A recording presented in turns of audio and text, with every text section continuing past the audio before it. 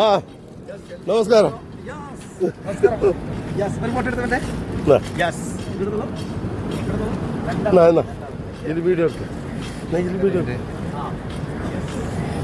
Okay, നമസ്കാരം. ഞാൻ മുബാറക്കാണ്.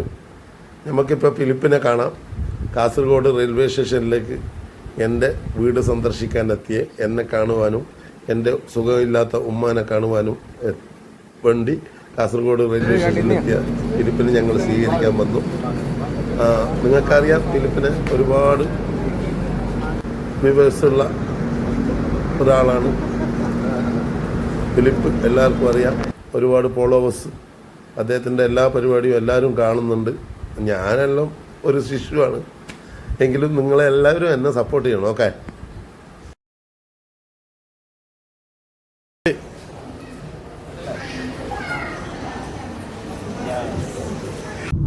44,945 ഓടി.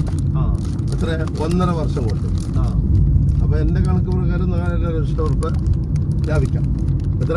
4 ലക്ഷം.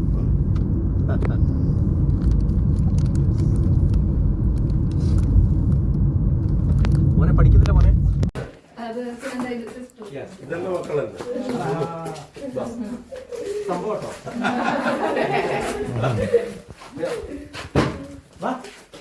എനിക്ക് പൂതം നാൾ ഇവിടെ ഉണ്ടോ? എല്ലാ കുട്ടിയാണോ പിടിക്കാണോ? നിങ്ങളെ ലോകം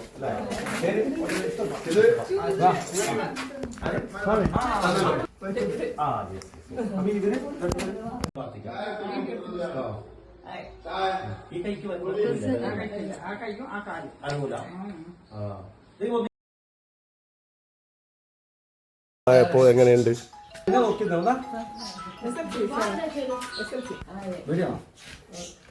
അപ്പൊ എന്തൊക്കെയുണ്ട് ഫിലിപ്പ് സാറ് വിശേഷം? നമ്മുടെ നാട്ടിലൊക്കെ വന്ന് കാണുന്നില്ല. ഇപ്പൊ റെഡി ആയില്ലേ? ഒരുപാട് സന്തോഷമുണ്ട്. ഞാനിപ്പോ കാസർഗോഡ് ജില്ലയില് നമ്മുടെ ദൃശ്യ മുബാറക്ക് ദൃശ്യയുടെ വീട്ടിലപ്പോ ഉള്ളത്.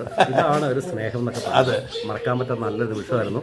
നല്ല ഫുഡ്, നല്ല സ്നേഹം. അങ്ങനെ ഫുഡ് എല്ലായിടത്തും കഴിക്കാലപ്പോ. നല്ലതായിട്ട് പറയട്ടെ.